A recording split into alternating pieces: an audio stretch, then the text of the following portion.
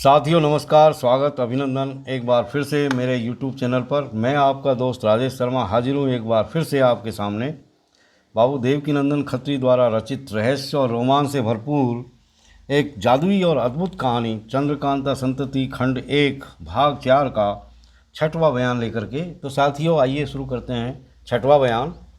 अब हम अपने किस्से के सिलसिले को मोड़कर दूसरी तरफ झुकते हैं और पाठकों को पुण्यधाम काशी में ले चलकर संध्या के साथ गंगा के किनारे बैठी हुई एक नौजवान औरत की अवस्था पर ध्यान दिलाते हैं। सूर्य भगवान अस्त हो चुके हैं, चारों तरफ अंधेरी घिर आती है। गंगा जी शांत भाव से धीरे धीरे बह रही है। आसमान पर छोटे छोटे बादल के टुकड़े पूरब की तरफ से चले आकर पश्चिम की तरफ इकट्ठे हो रहे हैं। गंगा के किनारे ही पर एक नौजवान औरत जिसकी उम्र 15 वर्ष से ज़्यादा न होगी, हथेली पर गाल रखे जल की तरफ देखती न मालूम क्या सोच रही है। इसमें कोई शक नहीं कि यह औरत नक्शिक से दुरुस्त और खूबसूरत है, मगर रंग इसका सांवला है तो भी इसकी खूबसूरती और नज़ाकत में किसी तरह का बट्टा नहीं लगता। थोड़ी थोड़ी देर पर यह औरत सिर उठाकर चारों तरफ देखती और फिर उसी तरह हथेली पर गाल रखकर कुछ सोचने लग जाती है। इसके सामने ही गंगा जी में एक छोटा सा बजड़ा खड़ा है जिस पर 4-5 आदमी दिखाई दे रहे हैं और कुछ सफ़र का सामान और 2-4 हरबे भी मौजूद हैं। थोड़ी देर में अंधेरा हो जाने पर वह औरत उठी, साथ ही बजड़े पर से 2 सिपाही उतर आए और उसे सहारा देकर बजड़े पर ले गए। वह छत पर जा बैठी और किनारे की तरफ देखकर इस तरह देखने लगी जैसे किसी के आने की राह देख रही हो। बेशक ऐसा ही था, क्योंकि उसी समय हाथ में गठरी लटकाए एक आदमी आया, जिसे देखते ही 2 मल्लाह किनारे पर उतर आए। एक ने उसके हाथ से गठरी लेकर बजड़े की छत पर पहुंचा दिया और दूसरे ने उस आदमी को हाथ का हल्का सहारा देकर बजड़े पर चढ़ा दिया। वह भी छत पर उस औरत के सामने खड़ा हो गया और तब इशारे से पूछा कि अब क्या हुक्म होता है, जिसके जवाब में इशारे ही से उस औरत ने गंगा के उस पार की तरफ चलने को कहा। उस आदमी ने, जो अभी आया था, माझियों को पुकारकर कहा कि बजड़ा उस पार ले चलो। इसके बाद अभी आए हुए आदमी और उस औरत में 2-4 बातें इशारे में हुई, जिसे हम कुछ नहीं समझे। हाँ, इतना मालूम हो गया कि यह औरत गूंगी और बहरी है, मुँह से कुछ नहीं बोल सकती और न कान से कुछ सुन ही सकती है। बजड़ा किनारे से खोला गया और पार की तरफ चला। 4 माझी डांडे लगाने लगे। वह औरत छत से उतरकर नीचे चली गई और मर्द भी अपनी गठरी जो लाया था लेकर छत से नीचे उतर आया। बजड़े में नीचे 2 कोठरियाँ थीं। एक में सुंदर सफ़ेद फर्श बिछा हुआ था और दूसरी में एक चारपाई बिछी और कुछ असबाब पड़ा हुआ था। यह औरत हाथ से कुछ इशारा करके फर्श पर बैठ गई और मर्द ने एक पटिया लकड़ी की और छोटी सी टुकड़ी खड़िए की उसके सामने रख दी और आप भी बैठ गया और दोनों में बातचीत होने लगी, मगर उसी लकड़ी की पटिया पर खड़िया से लिखकर। अब उन दोनों में जो बातचीत हुई हम नीचे लिखते हैं, परंतु पाठक समझ रखें कि कुल बातचीत लिख कर हुई है। पहले उस औरत ने गठरी खोली और देखने लगी कि उसमें क्या है। पीतल का एक कलमदान निकला, जिसे उस औरत ने खोला। 5-7 चिट्ठियाँ और पुर्जे निकले, जिन्हें पढ़कर उसी तरह रख दिया और दूसरी चीज़ें देखने लगी। 2-4 तरह के रुमाल और कुछ पुराने सिक्के देखने के बाद टीन का एक बड़ा सा डिब्बा खोला, जिसके अंदर कोई ताज्जुब की चीज़ थी। डिब्बा खोलने के बाद पहले कुछ कपड़ा हटाया जो बैठन की तौर पर लगा हुआ था। इसके बाद झांक कर उस चीज़ को देखा जो उस डिब्बे के अंदर थी। न मालूम उस डिब्बे में क्या चीज़ थी कि जिसे देखते ही उस औरत की अवस्था बिल्कुल बदल गई। झांक के देखते ही वह हिचकी और पीछे की तरफ हट गई। पसीने से तर हो गई और बदन कांपने लगा। चेहरे पर हवाई उड़ने लगी और आंखें बंद हो गई। उस आदमी ने फुर्ती से बेठन का कपड़ा डाल दिया और उस डिब्बे को उसी तरह बंद करके उस औरत के सामने से हटा लिया। उसी समय बजड़े के बाहर से एक आवाज़ आई, नानक जी। नानक प्रसाद उसी आदमी का नाम था जो गठरी लाया था।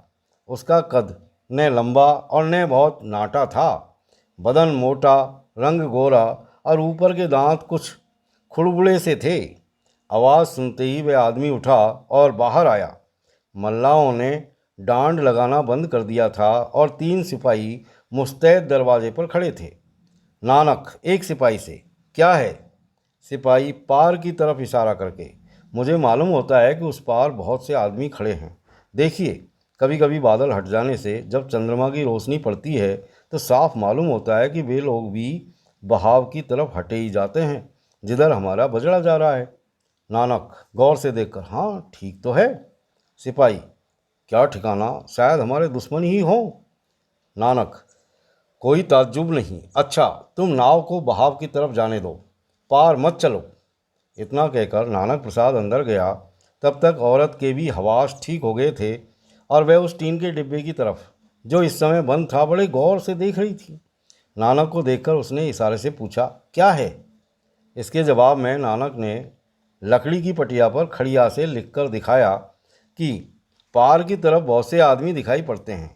कौन ठिकाना, शायद हमारे दुश्मन हो। औरत लिखकर, बजड़े को बहाव की तरफ जाने दो। सिपाहियों को कहो बंदूक लेकर तैयार रहें। अगर कोई जल में तैरकर यहाँ आता हुआ दिखाई पड़े तो बेशक गोली मार दें। नानक, बहुत अच्छा। नानक फिर बाहर आया और सिपाहियों को हुक्म सुनाकर भीतर चला गया। उस औरत ने अपने आंचल से एक ताली खोलकर नानक के हाथ में दी और इशारे से कहा कि इस टीन के डिब्बे को हमारे संदूक में रख दो। नानक ने वैसा ही किया।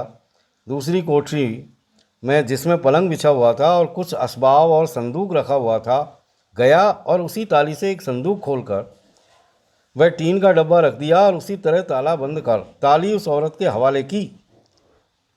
उसी समय बाहर से बंदूक की आवाज़ आई। नानक ने तुरंत बाहर जाकर पूछा, क्या है? सिपाही, देखिए कई आदमी तैरकर इधर आ रहे हैं। दूसरा, मगर बंदूक की आवाज़ पाकर अब लौट चले। नानक फिर अंदर गया और बाहर का हाल पटिया पर लिखकर औरत को समझाया। वह भी उठ खड़ी हुई और बाहर आकर पार की तरफ देखने लगी।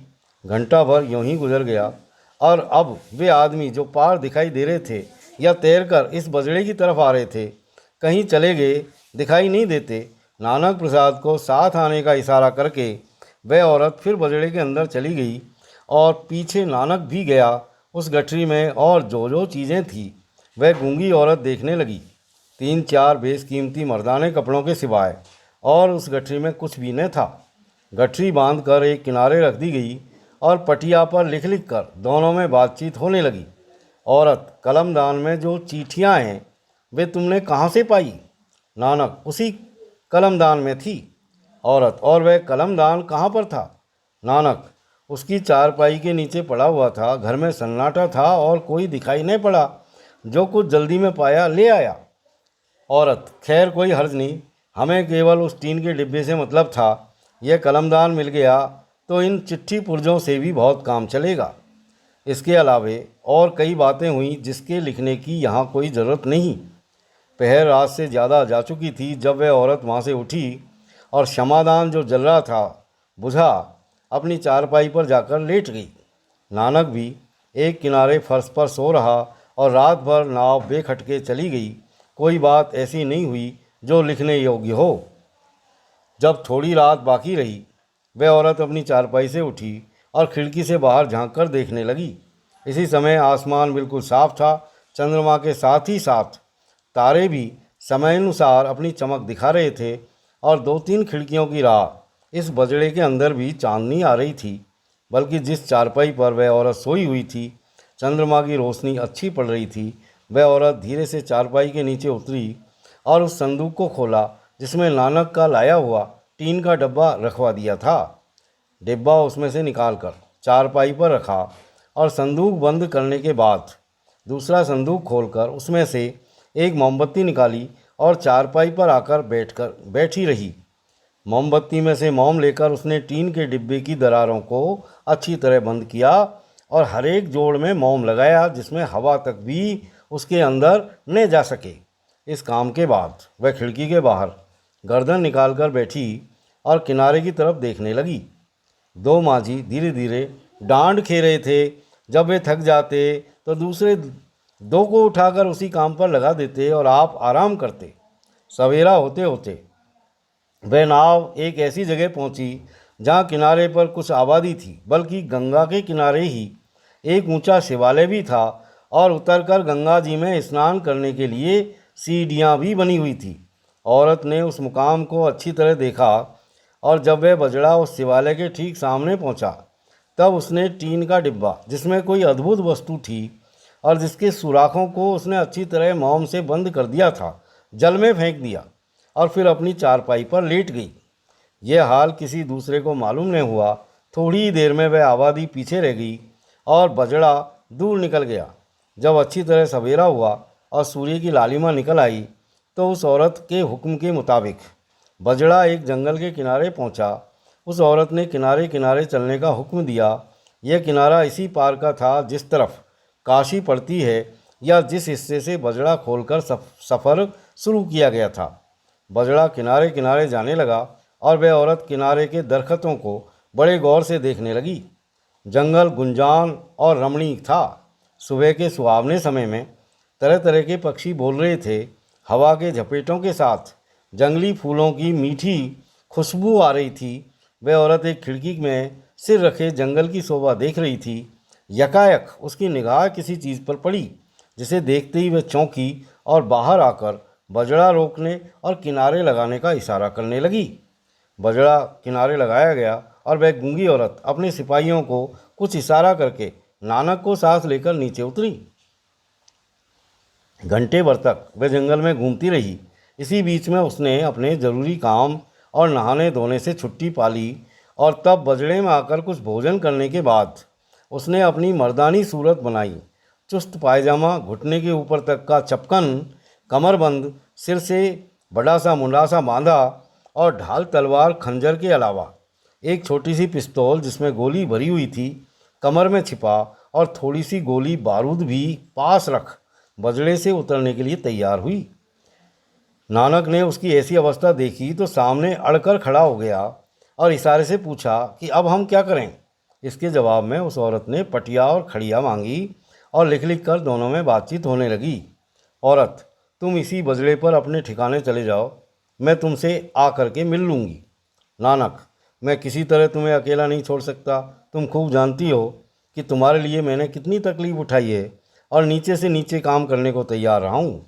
औरत, तुम्हारा कहना ठीक है, मगर मुझ गूंगी के साथ तुम्हारी ज़िंदगी खुशी से नहीं बीत सकती। हाँ, तुम्हारी मोहब्बत के बदले मैं तुम्हें अमीर किए देती हूँ, जिसके ज़रिए तुम खूबसूरत से खूबसूरत औरत ढूंढकर शादी कर सकते हो।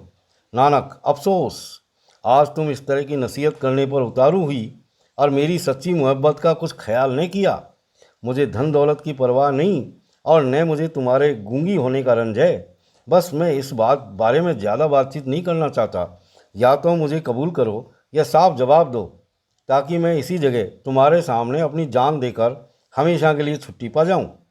मैं लोगों के मुंह से ये नहीं सुनना चाहता कि राम भोली के साथ तुम्हारी मोहब्बत सच्ची नहीं थी और तुम कुछ नहीं कर सके। राम भोली यानी गूंगी औरत। अभी मैं अपने कामों से निश्चिंत नहीं हुई। जब आदमी बेफिक्र होता है तो शादी ब्याह और हंसी खुशी की बातें सूझती है, मगर इसमें शक नहीं कि तुम्हारी मोहब्बत सच्ची है और मैं तुम्हारी कद्र करती हूँ। नानक, जब तक तुम अपने कामों से छुट्टी नहीं पाती, मुझे अपने साथ रखो। मैं हर काम में तुम्हारी मदद करूँगा और जान तक दे देने को तैयार रहूँगा। राम बोली, खैर, मैं इस बात को मंजूर करती हूँ। सिपाहियों को समझा दो कि बजड़े को ले जाएं और इसमें जो कुछ चीज़ें हैं अपनी हिफाजत में रखें, क्योंकि वह लोहे का डिब्बा भी जो तुम कल लाए थे मैं इसी नाव में छोड़े जाती हूँ। नानक प्रसाद खुशी के मारे ऐंठ गए। बाहर आकर सिपाहियों को बहुत कुछ समझाने बुझाने के बाद आप भी हर तरह से लैस हो, बदन पर हरबे लगा, साथ चलने को तैयार हो गए। राम भोली और नानक बजड़े के नीचे उतरे। इशारा पाकर मांझियों ने बजड़ा खोल दिया और वह फिर बहाव की तरफ जाने लगा। नानक को साथ लिए हुए राम भोली जंगल में घुसी। थोड़ी ही दूर जाकर वह एक ऐसी जगह जा पहुंची जहां बहुत सी पगडंडियां थी। खड़ी होकर चारों तरफ देखने लगी। उसकी निगाह एक कटे हुए साखू के पेड़ पर पड़ी, जिसके पत्ते सूख कर गिर चुके थे। वह उस पेड़ के पास जाकर खड़ी हो गई और इस तरह चारों तरफ देखने लगी जैसे कोई निशान ढूंढती हो। उस जगह की ज़मीन बहुत पथरीली और ऊंची नीची थी। लगभग 50 गज की दूरी पर एक पत्थर का ढेर नज़र आया, जो आदमी के हाथ का बनाया हुआ मालूम होता था। वह उस पत्थर के ढेर के पास गई और दम लेने या सुस्ताने के लिए बैठ गई। नानक ने अपना कमरबंद खोला और एक पत्थर की चट्टान झाड़कर उसे बिछा दिया। राम भोली उसी पर जा बैठी और नानक को अपने पास बैठने का इशारा किया। ये दोनों आदमी अभी सुस्ताए भी न थे कि सामने से एक सवार सुर्ख पोशाक पहरे इन्हीं दोनों की तरफ आता हुआ दिखाई पड़ा। पास आने पर मालूम हुआ कि यह एक नौजवान औरत है जो बड़े ठाठ के साथ हरवे लगाए मर्दों की तरह घोड़े पर बैठी बहादुरी का नमूना दिखा रही है। वह राम भोली के पास आकर खड़ी हो गई और उस पर एक भेद वाली नज़र डालकर हंसी। राम भोली ने भी उसकी हंसी का जवाब मुस्कुरा कर दिया और कनखियों से नानक की तरफ इशारा किया। उस औरत ने राम भोली को अपने पास बुलाया और जब वह घोड़े के पास जाकर खड़ी हो गई तो आप घोड़े से नीचे उतर पड़ी। कमर से एक छोटा सा बटुआ खोल एक चिट्ठी और एक अंगूठी निकाली जिस पर एक सुर्ख नगीना जड़ा हुआ था और राम भोली के हाथ में रख दिया। राम भोली का चेहरा गवाही दे रहा था कि वह इस अंगूठी को पाकर हद से ज़्यादा खुश हो गई है। राम भोली ने इज्जत देने के ढंग पर उस अंगूठी को सिर से लगाया और इसके बाद अपनी उंगली में पहन लिया। चिट्ठी कमर में खोंसकर फुर्ती से उस घोड़े पर सवार हो गई और देखते ही देखते जंगल में घुसकर नज़रों से गायब हो गई। नानक प्रसाद ये तमाशा देख भौचक सा रह गया। कुछ करते धरते बनने पड़ा, न मुँह से कोई आवाज़ निकली और न हाथ के इशारे से ही कुछ पूछ सका। पूछता भी तो किससे? राम भोली ने तो नज़र उठा के उसकी तरफ देखा तक नहीं। नानक बिल्कुल नहीं जानता था कि यह सुर्ख पोशाक वाली औरत कौन है जो यकायक यहाँ आ पहुँची और जिसने इशारेबाजी करके राम भोली को अपने घोड़े पर सवार करके भगा दिया। वह औरत नानक के पास आई और हंस के बोली, औरत, वह औरत जो तेरे साथ थी मेरे घोड़े पर सवार होकर चली गई, कोई हर्ज नहीं, मगर तू उदास क्यों हो गया? क्या तुझसे और उससे कोई रिश्तेदारी थी? नानक, रिश्तेदारी थी तो नहीं मगर होने वाली थी, तुमने सब चौपट कर दिया। औरत मुस्कुराकर, क्या उससे शादी करने की धुन समाई थी? नानक, बेशक ऐसा ही था, वह मेरी हो चुकी थी। तुम नहीं जानती कि मैंने उसके लिए कैसी कैसी तकलीफ़ें उठाई है। अपने बाप दादे की जमींदारी चौपट की और उसकी गुलामी करने पर तैयार हुआ। औरत, बैठकर, किसकी गुलामी? नानक, उसी राम भोली की जो तुम्हारे घोड़े पर सवार होकर के चली गई। औरत चौंक कर, क्या नाम लिया, जरा फिर से कहना। नानक, राम भोली। औरत हंसकर, बहुत ठीक, तू मेरी सखी अर्थात उस औरत को कब से जानता है? नानक, कुछ चिढ़कर और मुँह बनाकर, उसे मैं लड़कपन से जानता हूँ, मगर तुम्हें सिवाय आज के कभी नहीं देखा। वह तुम्हारी सखी क्यों कर हो सकती है? औरत, तू झूठा, बेवकूफ़ और उल्लू, बल्कि उल्लू का इत्र है। तू मेरी सखी को क्या जाने? जब तू मुझे नहीं जानता तो उसे क्यों कर पहचान सकता है? उस औरत की बातों ने नानक को आपे से बाहर कर दिया।